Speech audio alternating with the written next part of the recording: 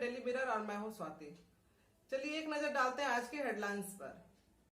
कहलगांव की बेटी पर बरपाया कहर, मामला भागलपुर ग्लोकल अस्पताल का। मामले की जांच करने अस्पताल पहुंची पुलिस।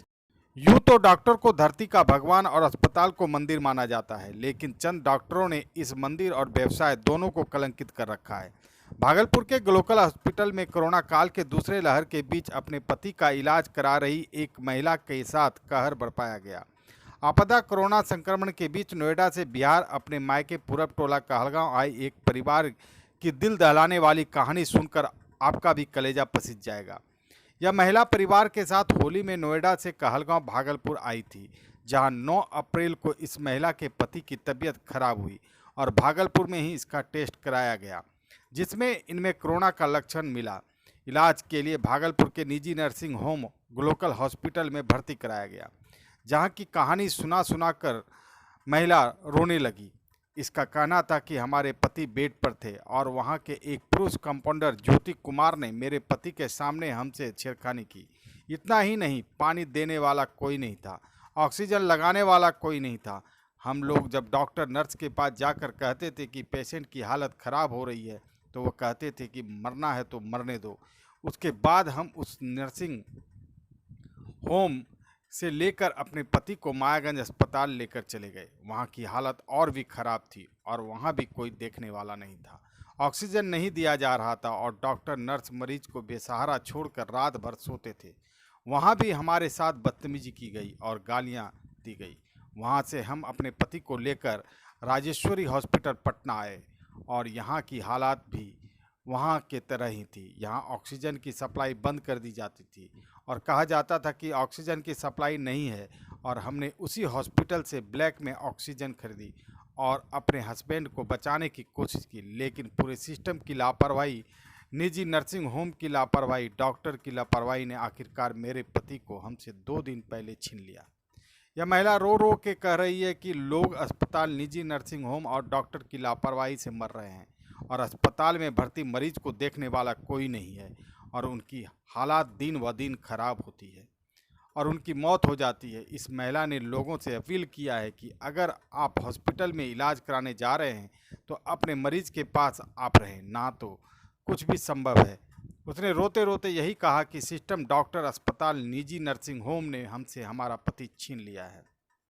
अब आप खुद सुनिए भागलपुर से पटना की पूरी कहानी रुचि के जुबानी। क्या क्या हुआ है, किस अस्पताल में हुआ है? सर हम लोग नोएडा में रहते हैं, मैं और मेरे हस्बैंड। अभी होली में हम लोग बिहार आए हुए थे सर, होली मनाने के लिए पूरी फैमिली का गेट टुगेदर था। 9 अप्रैल को मेरे हस्बैंड की तबीयत ख़राब हुई, फीवर हुआ उनको काफ़ी तेज़। हमने कोरोना का 2-2, 3-3 बार टेस्ट करवाया, नेगेटिव आया। RT-PCR के लिए दिया तो वहाँ पे भागलपुर में, सर भागलपुर में थे हम लोग, वहाँ पे 1 दिन 2 दिन वेट करते करते 10 दिन तक रिपोर्ट नहीं आया। फिर हमने नोएडा के एक डॉक्टर हैं, उनसे कंसल्ट किया वीडियो कंसल्टेशन से। उन्होंने बोला कि CT चेस्ट करवाना है। हम लोग भागलपुर गए और CT चेस्ट करवाए तो उसमें उनका इन्फेक्शन आया। 60% लंग्स उनका उसमें इन्फेक्टेड था, डैमेज नहीं था, इन्फेक्टेड था बस। बाकी लंग्स का हर चीज़ परफेक्ट था, सारा चीज़, नाक का, गले का, सब कुछ नॉर्मल था, उसमें रिपोर्ट में था। फिर हम लोग नेक्स्ट डे ग्लोकल हॉस्पिटल है भागलपुर में, ग्लोकल हॉस्पिटल लेके आए, वहाँ पे एडमिट कराया हमने ICU में। मेरी मदर की भी तबीयत ख़राब थी, मेरी मम्मी और मेरे हस्बैंड दोनों एक साथ एडमिट हुए।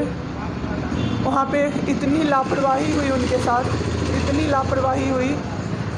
डॉक्टर्स आते थे बस विज़िट के लिए, 10 मिनट देख के गए। उसके अलावा जितने भी वहाँ पे नर्स थे, कंपाउंडर्स थे, सारे के सारे जल्लाद थे सर। कोई दवाई तक नहीं देना चाहता था पेशेंट। मेरी मदर टचवुड बेटर कंडीशन में थी थोड़ी, मेरे हस्बैंड बोल भी नहीं पा रहे थे उस समय तक। इशारे से पानी का ऐसे बताते थे, लेकिन कोई उनको पानी नहीं पिलाता था सर। वो मुझे हार के फ़ोन करते थे कि पानी पिला दो। जब मैं अंदर जाती थी तो ये लोग हल्ला करते थे कि क्यों जा रहे हो अंदर। फिर भी मैं जाके उनको पानी पिलाती थी, जूस पिलाती थी। रेमडेसिविर इंजेक्शन का नाम आप लोगों ने अभी तक सबने सुन लिया होगा कि कितनी मुश्किल से मिल रहा है। डॉक्टर ने वहाँ सजेस्ट किया, मेरे 2-2 पेशेंट थे वहाँ, हमने बहुत मुश्किल से अरेंज किया। जब वो इंजेक्शन मिला तो एक दिन रात को जब इंजेक्शन देने लगे, हाफ इंजेक्शन फ्लोर पे गिरा दिया उन्होंने। हमने कहा कि इतना महंगा इंजेक्शन है, इसी का असर होके ठीक होते ये आपने कैसे गिरा दिया। उन्होंने कहा कि 50,000 का भी गिरा देता ना तो तुम कुछ नहीं कर पाती अभी। हम लोग चुपचाप वहाँ से सर हट गए। थोड़ी देर बाद वहाँ पे मेरे हस्बैंड को मैंने देखा कि उन्होंने 2-3 बार पॉटी किया था, यूरिन पास किया था, कोई क्लीन करने नहीं आ रहा था सर। 6 घंटे से वो उसी गंदगी पे पड़े हुए थे। उन्होंने मुझे फिर फ़ोन किया, बस फ़ोन कर पाते थे सर, बोल भी नहीं, बस मिस्ड कॉल आती थी, मैं समझ जाती थी कि कुछ परेशानी है उनको। जब मैं गई तो मैंने देखा पूरे गंदे बेड पे मेरे हस्बैंड 6 फीट 2 इंच के सर, पूरे गंदे पे वो सोए हुए थे सर। मैंने ज़बरदस्ती सबको बुलाया। एक आदमी था ज्योति कुमार करके, ज्योति कुमार, सब लोग ध्यान से इसको कवर कीजिए। ज्योति कुमार एक कंपाउंडर था वहाँ पे, Glocal hospital Bhagalpur. Jyoti Kumar compounder है वहाँ का, मतलब जो अटेंडेंट सब होते हैं ना वो है, लड़की नहीं है, लड़का है ज्योति कुमार। उसको मैंने रिक्वेस्ट किया कि भैया प्लीज़ आप मेरे हस्बैंड की मदद कर दीजिए, रात में ये लोग रुकने नहीं दे रहे हैं मुझे अपने पास, इनके पास। उसने बोला ठीक है ज़रूर मदद करूँगा, ये कह के, और मैं अपने हस्बैंड से बात करने लगी, इशारे से ही वो बात कर रहे थे, मैं बोल रही थी। अचानक से मेरा दुपट्टा खिंचाया बहुत ज़ोर से। मैंने सोचा क्या हो रहा है, जब मैंने पीछे मुड़ी तो मेरे कमर पे उस आदमी का हाथ था और मेरा दुपट्टा वो ज्योति कुमार खींच रहा था। मेरी माँ पीछे से चिल्लाई, मेरे हस्बैंड ऐसे ऐसे होने लगे, पूरा पसीना उनको चल गया, कुछ बोल नहीं पा रहे थे वो। जब हम लोग ठीक थे ना, मैं बाहर निकलती थी ना, कोई मुझे ऐसे देखता था ना नॉर्मली ही, तो कहते थे आंख निकाल लूँगा, क्या सोच के इसको देख रहे हो। और मेरे हस्बैंड उस दिन बेड पे पड़े हुए देखते रहे कि मेरी वाइफ का कोई दुपट्टा खींच रहा है। और जब मैंने उस आदमी को देखा ना तो वो मुस्कुरा रहा था। मैंने ऐसे दुपट्टा खींचा और मैं कुछ नहीं बोल पाई, डर से कि मेरे हस्बैंड यहाँ पे है, मेरी माँ यहाँ पे है, ये लोग कुछ कर देगा, इस डर से मैं कुछ नहीं बाहर निकली। मैं बाहर निकल के मैं दम से बैठ गई। वो आदमी मेरे पास फिर आया, मुस्कुरा के बोला मैं ध्यान रखूँगा। मैंने बोला ठीक है भैया आप ध्यान रखना। मैंने कुछ नहीं बोला उसको, कुछ भी नहीं।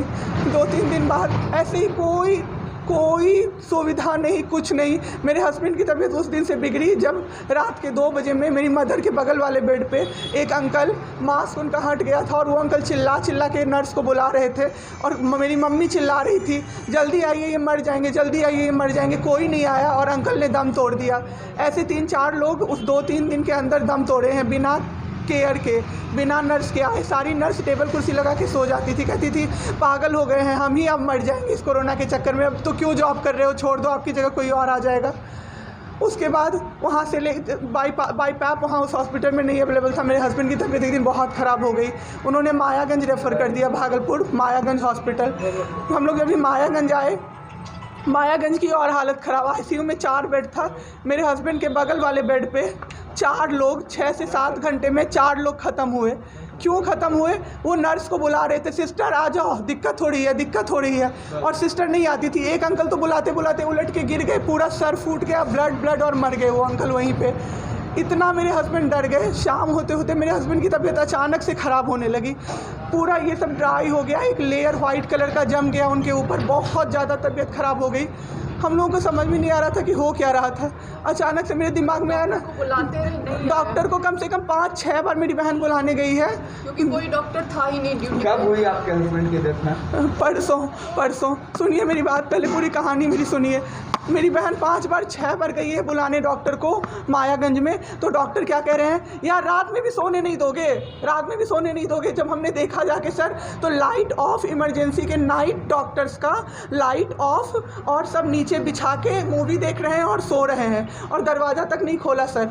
मेरे हस्बैंड की ऐसी हालत हुई, जब मेरी दीदी बहुत जाके चिल्लाई, तब एक डॉक्टर आए वहाँ से, तो उन्होंने देखा क्या कि मास्क, उन्होंने ऐसे मास्क लगा होता है ना, उसमें एक ऑक्सीजन सप्लाई का पाइप होता है ना, वो पाइप ही नहीं लगाया था सर, बस मास्क लगा के छोड़ दिया था, ऑक्सीजन सप्लाई आ ही नहीं रहा था। जब बहुत कम हो गया तब वो डॉक्टर आए और पाइप लगाया, मेरे हस्बैंड तुरंत में ज़िंदा हो गए। उसी दिन से उनके दिमाग में वो ऑक्सीजन की किल्लत का डर बैठ गया सर। बहुत 7 घंटे बिना ऑक्सीजन के रहे सर, लड़ते रहे। फिर उस दिन इतना वो डर गए, वो बोले नहीं अब हमको कहीं बाहर लेके चलो। दिल्ली में सर हमने बेड का किया, बहुत पता नहीं था, दिल्ली में कहीं भी जगह नहीं था। हम पटना आए, राजेश्वर हॉस्पिटल में सर पटना आए। यहाँ पे इन्होंने कहा आईसीयू में अटेंडेंट नहीं अलाउड हैं, नहीं जाओगे आप। मेरे हस्बैंड रोने लगे कि मेरी वाइफ को बस भेज दो, वो रहेगी तो मैं ठीक हो जाऊँगा। इन लोगों ने नहीं अलाउ किया सर। मैंने देखा एम्बुलेंस से हम लोग भागलपुर से पटना आए थे राजेश्वर, रास्ते में उनको 3 बार पॉटी हुई थी सर। उसी गंदे बेड पे उनको 4-5 घंटे राजेश्वर में सुलाया रहा। मैं 10 बार जाके बोली बाहर से कि सर प्लीज़ बेड क्लीन कर दीजिए, वो हम लोग देख लेंगे ना। एक डॉक्टर निकले, मैंने बोला, वो मेरे हस्बैंड अंदर से ना बोल नहीं पा रहे थे ना, अंदर से ऐसे ऐसे कर रहे थे, बुला रहे थे सबको। मैंने कहा सर वो बुला रहे हैं किसी को बाहर से, तो एक डॉक्टर मुझे कहता है अरे छोड़िए ना, वो छोड़ा तो ऐसे ही बौखला रहा है जब से आया है। मैं उस समय कुछ नहीं कर पाई सर। उसके बाद उनका ऑक्सीजन लेवल जब 37 हो गया, तब मेरे साथ मेरी दीदी थी, मेरे जीजा जी थे और मेरे जेठ थे। तब मैंने अपने जीजा जी को बोला कि अब मेरे से नहीं रहा होगा, मुझे किसी तरह से अंदर भिजवाइए।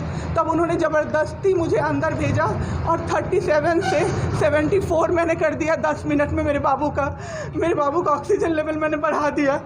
उसके बाद इन लोगों ने मुझे बोला, मैंने बोला सर अटेंडेंट अलाउड है, सारे के अटेंडेंट बैठे हुए थे। तो एक डॉक्टर ने मुझे बोला अटेंडेंट अलाउड नहीं रहेंगे तो कैसे काम चलेगा, सब तो कोरोना से बीमार पड़ रहे हैं, हम लोग कितना देखें, हम लोग क्या मर जाए खांसते खांसते सबको देख के।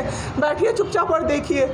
15 दिन तक सर एक टेबल पे एक लगातार मैं बैठी हूँ। आज 1 महीना पे मैंने ब्रश किया है सर, 1 महीने पे ब्रश किया है। मैंने बाबू को बहुत ठीक कर दिया। इतना स्ट्रॉ लगा के सर, मास्क के अंदर से स्ट्रॉ लगा के बाबू को मैंने जूस, दाल, रोटी सब कुछ पिलाया सर। इतने ठीक हो गए ना कि जो डॉक्टर फर्स्ट डे बोला था ये बचेगा नहीं, वो डॉक्टर सर 3-4 दिन बाद कहता है टचवुड क्या कर दिया आपने इनके साथ, ये तो एकदम ठीक हो गए। गजब का फाइट दिया आप दोनों ने मिल के। मुझे क्या पता था कि मैं फाइट दे रही हूँ और ये लोग मेरे बाबू को ख़त्म कर देंगे। इतना ऑक्सीजन का किल्लत सर, मेरा बाबू डर गया बहुत ज़्यादा। ऑक्सीजन सिलेंडर देखता था और कहता था हाँ वो ख़त्म हो जाएगा, वो ख़त्म हो जाएगा। मैं कहती थी नहीं ख़त्म होगा बाबू। 1.5 घंटे के लिए सर ऑक्सीजन सप्लाई बंद रहता था। बाद में हमें पता चला ये लोग ब्लैक मार्केटिंग कर रहे हैं अंदर में ऑक्सीजन सिलेंडर का। जो अस्पताल वाले हैं ना, वो ऑक्सीजन सप्लाई बंद कर देते थे ताकि बेचैन होके लोग खरीदें उन्हीं से। हम भी खरीदे सर, मैंने भी खरीदा। क्या करते, हमें भी तो चाहिए था। परसों सर सुबह में हमारे पास एक ही सिलेंडर था, पाइपलाइन बंद हो गया। मेरे हस्बैंड को बाईपैप लगा हुआ था, उनको 2 सिलेंडर से जाना था, एक ही सिलेंडर था। सिलेंडर मांगते मांगते कहीं नहीं मिला सर, मेरे हस्बैंड ख़त्म हो गए। आज के लिए बस इतना ही। नमस्कार।